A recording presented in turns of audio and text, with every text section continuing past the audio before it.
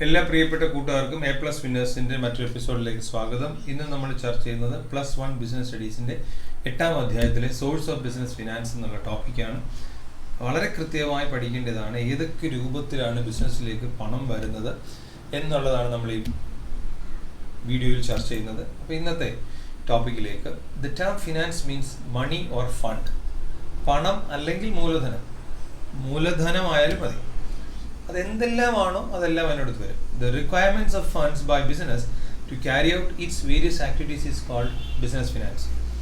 പണം മാത്രമല്ല, എന്തെല്ലാം കാര്യങ്ങൾ ബിസിനസ്സിൻ്റെ പ്രവർത്തനത്തിന് വേണമോ അതിനെല്ലാം കൂടെ ചേർത്ത് വിളിക്കുന്ന പേരാണ് business finance. Finance is needed at every stage of the life of business. ബിസിനസ്സിൻ്റെ എല്ലാ ഘട്ടങ്ങളിലും ഇത് ആവശ്യമാണ്. അപ്പം ഉദാഹരണം, ചിലപ്പോൾ സാധനം മതിയായിരിക്കും. ഇപ്പം നമ്മൾ 1000 ലോഡ് റോ മെറ്റീരിയൽ ഇറക്കുക. ആ റോ മെറ്റീരിയൽ ഇറക്കാൻ സാധനം കിട്ടിയാലും മതി, പൈസ ഉണ്ടായത് പൈസ കൊടുത്ത് മേടിക്കാം, സാധനം കിട്ടിയാലും മതി. അതെല്ലാം ബിസിനസ്സിൻ്റെ ഫിനാൻസിനകത്ത് നമ്മൾ ഉൾക്കൊള്ളിക്കാനായിട്ട് ശ്രമിക്കും. A business cannot function unless adequate fund are made available to it. ആവശ്യമുള്ള മൂലധനം കിട്ടിയില്ലെങ്കിൽ ബിസിനസ് ഓടിക്കാനായിട്ട് സാധിക്കില്ല. ഇനി ഏതൊക്കെ തരത്തിലുള്ള ഫിനാൻസ് ആണ് ഉള്ളത് എന്ന് നമുക്ക് നോക്കാം. ഒന്ന്, issue of shares. The capital obtained by issue of shares is known as share capital. Share issue ചെയ്ത് മേടിക്കുന്ന മൂലധനത്തെ ക്യാപിറ്റൽ എന്ന് പറയാം. അതിന് ഷെയർ ക്യാപിറ്റൽ എന്നാണ് പറയുന്നത്.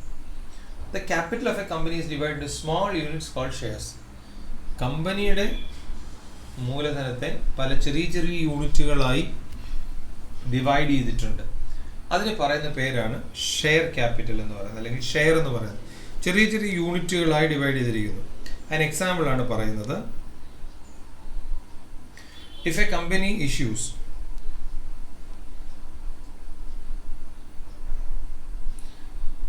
1000 shares of ₹10 each, 10 രൂപ വിലയുള്ള 10,000 ഷെയർ ഇഷ്യൂ ചെയ്യാണ്, then the share capital of a company is 1 lakh.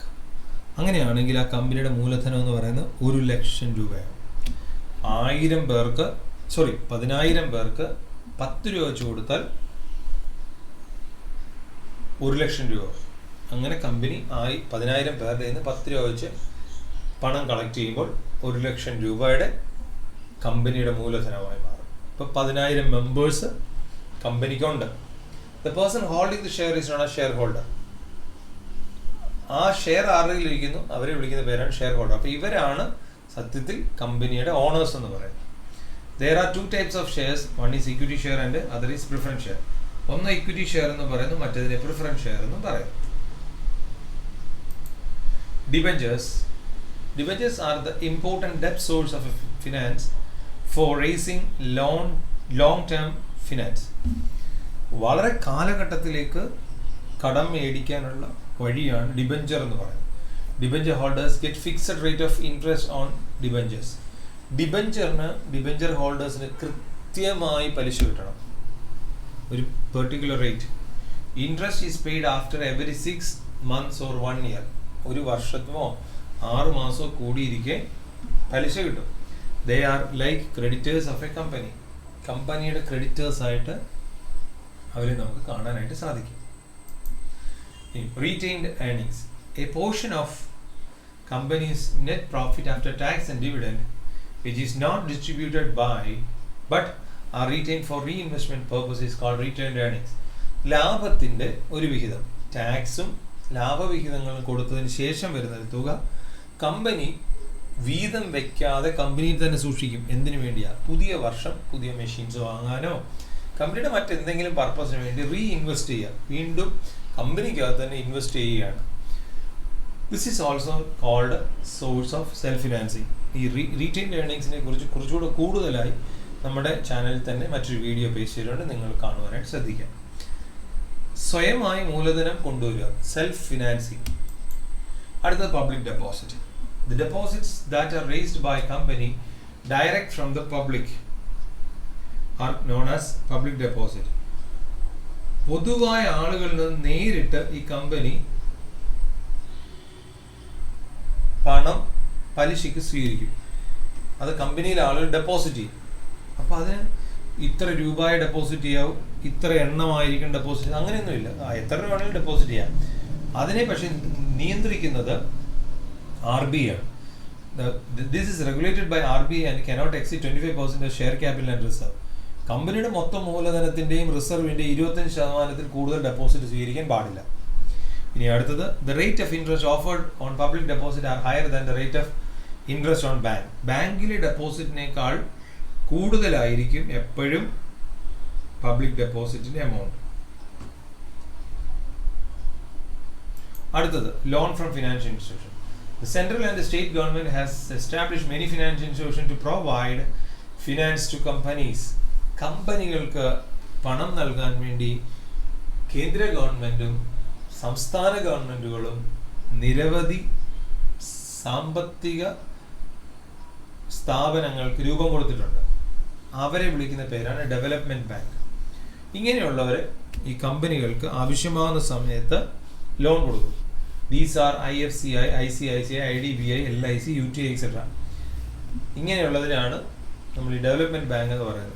കൂട്ടുകാരുടെ പ്രത്യേക ശ്രദ്ധയ്ക്ക് നിങ്ങൾ ദയവായി ഓരോന്നിൻ്റെയും എക്സ്പാൻഷൻ പഠിക്കണം. ഇപ്പോൾ IDBI, industrial development bank of India, life insurance corporation എന്ന് പറഞ്ഞ ഓരോന്നിൻ്റെയും എക്സ്പാൻഷൻ നിങ്ങൾ പഠിക്കാനായിട്ട് ശ്രമിക്കണം.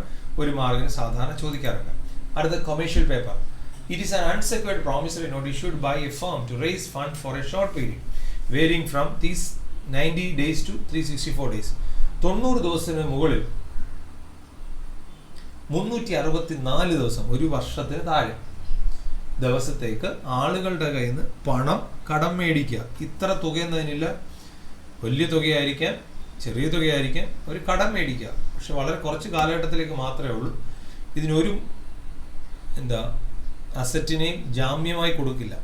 ഒരു കാര്യവും ജാമ്യമില്ല. അതുകൊണ്ട് അൺസെക്യൂർഡ് പ്രോമിസറി നോട്ട് എന്ന് പറയുന്നത്. It is issued by one firm to other business firm, insurance company, pension fund, bank. മറ്റ് ബാങ്കുകൾക്കോ ബിസിനസ് ഫേംസിനോ ഇൻഷുറൻസ് കമ്പനിക്കോ ഒക്കെ ഇത് ഇഷ്യൂ ചെയ്യുന്നത്. The amount raised by commercial paper is generally very large. വലിയ തുകയായിരിക്കും. As the ഡെപ്റ്റ് is totally unsecured, the firm having good credit rating can issue the commercial paper. നല്ല ബോധ്യമുള്ള, നല്ല ബിസിനസ് നടത്തുന്ന, റെപ്യൂട്ടേഷനുള്ള, അംഗീകാരമുള്ള സ്ഥാപനങ്ങൾക്ക് മാത്രമേ ഈ കൊമേഴ്ഷ്യൽ പേപ്പർ ഇറക്കി വിജയിക്കാനായിട്ട് സാധ്യതയുള്ളൂ. കാരണം പണം തിരിച്ചു കിട്ടണമെന്ന് അവർക്കൊരു ഉറപ്പുള്ളവർക്കല്ലേ പണം കടം കൊടുക്കുകയുള്ളൂ. അതുകൊണ്ട് അവരെപ്പോഴും സൂക്ഷിക്കും. It regulates come under the purview of the reserve bank. Reserve bank ആണ് അവരുടെ നിബന്ധനകൾക്കനുസരിച്ചായിരിക്കും ഈ കൊമേഴ്ഷ്യൽ പേപ്പർ ഇറക്കാനായിട്ട് പറ്റുള്ളൂ. അല്ല ചുമ്മാ കൊമേഴ്ഷ്യൽ പേപ്പർ ഇറക്കാനായിട്ട് പറ്റില്ല. അടുത്ത, ലീസ് ഫിനാൻസിങ്. ലീസ് ഫിനാൻസിങ് എന്ന് പറഞ്ഞാൽ നിങ്ങൾക്ക് അറിയാം, വസ്തുക്കളോ കെട്ടിടങ്ങളോ അസറ്റുകൾ എന്തുമാകട്ടെ അത് താൽക്കാലികമായി ഉപയോഗിക്കുന്നു, അതിനൊരു വാടക കൊടുക്കുന്നു. ലീസ് എന്നുള്ളത് നിങ്ങൾക്കറിയാം, വാടകയ്ക്ക് എടുക്കുന്നുണ്ട്. A lease is A contractual agreement by one party, that is the owner of an asset, grants the other party the right to use the asset in return of a periodic payment. ഒരു നിശ്ചിത തുകയ്ക്ക് വേണ്ടി ഒരു സാധനം മറ്റൊരാൾക്ക് ഉപയോഗിക്കാൻ കൊടുക്കുന്നു. അതിന് പറയുന്ന പേരാണ് ലീസ്. അതൊരു കോൺട്രാക്റ്റ് ആണ്, ഒരു കരാറാണ്. In other words, it is renting of an asset for a specific period. ഒരു കുറച്ച് കാലഘട്ടത്തിലേക്ക് റെന്റിന് കൊടുക്കുകയാണ് ഈ asset. The owner of the asset is called lessor. സാധനത്തിന്റെ ഉടമസ്ഥന് പറയുന്ന പേരാണ് ലെസർ. ആരുടെ കയ്യിലാണോ വസ്തു, ആരുടെ കയ്യിലാണോ കെട്ടിടം, ആരുടെ കയ്യിലാണോ വാഹനങ്ങളൊക്കെ ഇരിക്കുന്ന അയാളുടെ പേരാണ്, അതിന് ഉടമസ്ഥന് പറയുന്ന പേരാണ് lessor. The party that uses the asset is known as lessee. ആരാണോ ഉപയോഗിക്കാൻ എടുക്കുന്നത് അവരെ വിളിക്കുന്ന പേരാണ് lessee. The lessee pays a fixed periodic amount called lease rental. ഒരു പെർട്ടിക്കുലർ തുക, ഒരു നിശ്ചിത തുക വാടകയായിട്ട് കൊടുക്കും. ലെസി ലെസർക്ക് കൊടുക്കും. The terms and conditions regulated the lease agreement are given in the lease contract. എന്തൊക്കെയാണോ ഇവർ തമ്മിലുള്ള കരാർ എന്നുള്ളത് കരാറിൽ എഴുതിയിരിക്കണം. At the end of the lease period, the asset goes back to lessor. അതിൻ്റെ ഉടമസ്ഥൻ ആരാണോ അവർക്ക് ഈ സാധനം തിരിച്ചു പോകും. ഇനി നമുക്കുള്ള ട്രേഡ് ക്രെഡിറ്റ് ആണ്. ട്രേഡ് ക്രെഡിറ്റ് എന്ന് പറഞ്ഞാൽ തന്നെ നിങ്ങൾക്ക് മനസ്സിലാവും, കടത്തിന് സാധനം എടുക്കുക. It is a credit extended by one trader to another for the purchase of goods and services. കടത്തിന് സാധനം വാങ്ങുക എന്നർത്ഥം. ഒരു കച്ചവടക്കാരൻ വേറൊരു കച്ചവടക്കാരൻ കടത്തിന് സാധനം കൊടുക്കും. Trade credit facilitate the purchase of supplies without immediate payment. ഉടനടി പണം കൊടുക്കാതെ സാധനം വാങ്ങുന്ന പരിപാടിക്ക് പറയുന്ന പേരാണ് ട്രേഡ് ക്രെഡിറ്റ്. കടം പറയരുത് എന്നൊക്കെ നമ്മൾ കടകളിലൊക്കെ കണ്ടിട്ടുണ്ട്. Such credit appears in the record of the buyer of goods as sundry creditors or accounts payable. അത് അക്കൗണ്ട്സ് പേയബിൾ എന്നോ സൺട്രി ക്രെഡിറ്റേഴ്സ് എന്നോ ഒക്കെ പറഞ്ഞ് എഴുതി വെക്കും നമ്മുടെ കമ്പനിയുടെ ബുക്ക് ഓഫ് റെക്കോർഡ്സിൽ. ആരാണോ വാങ്ങുന്നത് അവൻ്റെ കണക്കുകൾ എഴുതി വെക്കും. അതാണ് records of the buyer of goods. Trade credit is commonly used by business organization as a short term financing. ഒരു കുറച്ച് കാലഘട്ടത്തേക്ക് മാത്രമേ ഉള്ളൂ, വളരെ കുറച്ച് കാലം, 1-2 മാസത്തേക്ക് മാത്രമേ ഉള്ളൂ. പക്ഷേ മാക്സിമം വന്ന 90 ദിവസത്തേക്ക്, അങ്ങനെ ഒരു തീയതി പറയാൻ പറ്റില്ല എങ്കിൽ കൂടി വളരെ ചുരുങ്ങിയ കാലഘട്ടത്തിലേക്ക് മാത്രമാണ് അത് ചെയ്യുന്നത്. The volume and period of credit extended depends on factors such as reputation of the purchasing firm, financial position of the seller, ഇതിൻ്റെ എമൗണ്ടും ഇതിൻ്റെ കാലാവധിയും, എത്ര രൂപയുടെ സാധനം കൊടുക്കണമെന്നും എത്ര കാലത്തേക്ക് കൊടുക്കണമെന്നും ഒക്കെ തീരുമാനിക്കുന്നത് പല കാരണങ്ങളാണ്. ഒന്ന്, വാങ്ങുന്ന കമ്പനിയുടെ പവർ അനുസരിച്ച്, അവരുടെ റെപ്യൂട്ടേഷൻ അനുസരിച്ച്. 2, financial position of the seller, വിൽക്കുന്ന ആളുടെ സാമ്പത്തിക സ്ഥിതി. വോളിയം ഓഫ് പർച്ചേസ്, എത്ര ആവശ്യമുണ്ട് എന്നുള്ളത് ആശ്രയിച്ച്. Past record of payment and degree of competition in the market, മുൻകാലങ്ങളിലെ പ്രവർത്തന പരിചയം. അതുപോലെ തന്നെ കച്ചവടത്തിൽ ഇപ്പോൾ നടക്കുന്ന കോമ്പറ്റീഷൻ, ഭയങ്കര കോമ്പറ്റീഷനാണ്, സാധനം വിറ്റേ പറ്റുള്ളൂ എങ്കിൽ അന്നേരം ചിലപ്പോൾ കടത്തിനായാലും സാധനം കൊടുത്തു പോകും.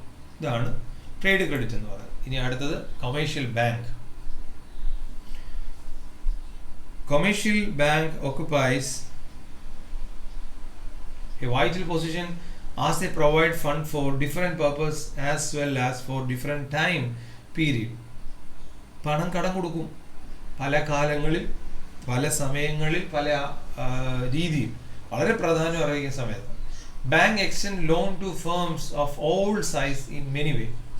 പല രീതിയിലാണ് ബാങ്കുകൾ അടിയന്തര സാഹചര്യത്തിൽ കടം കൊടുക്കുന്നത്. ക്യാഷ് ക്രെഡിറ്റ് ആയിട്ടോ, ഓവർ ഡ്രാഫ്റ്റ് ആയിട്ടോ, ടേം ലോൺ ആയിട്ടോ, ഡിസ്കൗണ്ടിങ് ഓഫ് ബില്ലോ, പർച്ചേസ് ഓഫ് ബില്ലായിട്ടോ, and issue of letter of credit. Letter of credit issue ചെയ്തും ഒക്കെ സഹായിക്കും. ഇതെന്തെല്ലാമാണെന്ന് ഓരോന്നും കൂട്ടുകാർ പഠിക്കേണ്ടത് ആവശ്യമാണ്. അത് കൊമേഴ്ഷ്യൽ ബാങ്കിന്റെ ഡ്യൂട്ടീസിനകത്ത്, ഫംഗ്ഷനകത്ത് പറയുന്നുണ്ട്. The rate of interest charged by bank depends on various factors such as character of the firm, level of interest rates in the economy, കമ്പനിയുടെ സ്വഭാവം അനുസരിച്ചും അന്നേരം നിലനിൽക്കുന്ന സമൂഹത്തിലെ എക്കണോമിക് സാഹചര്യത്തെ അനുസരിച്ചും അതിൻ്റെ റേറ്റ് ഓഫ് ഇൻട്രസ്റ്റ് വേരി ചെയ്യും. The borrower is required to provide some security or create a charge on the asset of the firm because a loan is sanctioned by a commercial before a loan is sanctioned by a commercial bank. ഒരു commercial bank loan sanction ചെയ്യുന്നതിന് മുമ്പ് അവർക്ക് എന്തെങ്കിലുമൊക്കെ അടിസ്ഥാനപരമായി ചില സെക്യൂരിറ്റികൾ ആവശ്യമുണ്ട്, ജാമ്യങ്ങൾ ആവശ്യമുണ്ട്, അല്ലാതെ ചുമ്മാ കൊടുക്കില്ല. And next one and the last one, that is factoring. Factoring എന്ന് പറഞ്ഞു കഴിഞ്ഞാൽ it is the method of converting book debts into cash. നമ്മുടെ കടമായി നമ്മൾ കണക്കിൽ എഴുതി വെച്ചിരുന്നതിനെ ക്യാഷ് ആക്കുകയാണ്. അതെങ്ങനെയാണ്? വളരെ രസകരമാണ്. It is the practice of raising fund by selling firms accounts receivable to another agency called factor. നമുക്ക് തരാനുള്ളവരുടെ ലിസ്റ്റ് നമ്മൾ മറ്റൊരാൾ കൊടുക്കും, മറ്റൊരു ഫേമിന് കൊടുക്കും. അവർ ആ പണം സ്വീകരിച്ചെടുത്തോളും. നമുക്ക് തരാനുള്ള പൈസ ചിലപ്പോൾ നമ്മൾ ഡിസ്കൗണ്ട് ചെയ്ത് കൊടുക്കും, അല്ലെങ്കിൽ ഇത്ര രൂപ അതിന് കമ്മീഷൻ കൊടുക്കും, എങ്ങനെ വേണമെങ്കിലും ചെയ്യാം. The factor charges fees for the service rendered. ഇങ്ങനെ ചെയ്യുന്നതിന് അവർക്കൊരു ഫീസ് ഉണ്ട്. ഞാൻ പറഞ്ഞല്ലോ, അത് ചിലപ്പോൾ കമ്മീഷൻ ആയിരിക്കാം, ചിലപ്പോൾ ഇത്ര ശതമാനം ഡിസ്കൗണ്ട് ആയിരിക്കാം, ഒക്കെ ആയിരിക്കാം. എക്സാമ്പിൾ ഓഫ് ഫാക്ടറിങ് ആണ് ഡിസ്കൗണ്ടിങ് ഓഫ് ബിൽസ്. 1,00,000 രൂപയുടെ പൈസയാണ് കമ്പനിക്ക് കിട്ടാനുള്ളത്. എന്നാൽ അത് 95,000 രൂപ ഞങ്ങൾക്ക് തന്നാൽ മതി, നിങ്ങളിത് 1,00,000 രൂപ അവരുടെ ഇത് മേടിച്ചെടുത്തു എന്ന് പറഞ്ഞ കമ്പനി ഈ ഫാക്ടേഴ്സിനെ ഏൽപ്പിക്കും. അതായത് ഇങ്ങനെയുള്ള പൈസ കളക്ട് ചെയ്യുന്ന ആളുകളെ ഏൽപ്പിക്കും. And collection of the clients debts, providing information about credit worthiness of prospective clients, നല്ല പലിശ പണം തരാനുള്ള ആളുകളുടെ വിലാസങ്ങളും കാര്യങ്ങളും ഈ ഫാക്ടേഴ്സിനെ ഏൽപ്പിക്കും. ഇങ്ങനെ പല രീതിയിൽ ഫാക്ടോറിങ് നടത്താറുണ്ട്. ഇത് കമ്പനിക്ക് താൽക്കാലികമായി പണം ആവശ്യം വരുന്ന സമയത്ത് മാത്രമാണ് കമ്പനി കുറച്ച് നഷ്ടം സഹിച്ചാലും കുഴപ്പമില്ല, കിട്ടുന്ന പൈസ മതി എന്ന് പറഞ്ഞുകൊണ്ട് ഇത് വിറ്റുകൊടുക്കുന്നത്. അപ്പോൾ ഇത്രയും 10 എണ്ണമാണ്. അല്പം ലെങ്തി വീഡിയോ ആണ്, കൂട്ടുകാർ പഠിക്കാനിടയാകട്ടെ. എല്ലാ വിജയാശംസകളും നേരുന്നു. നന്ദി, നമസ്കാരം.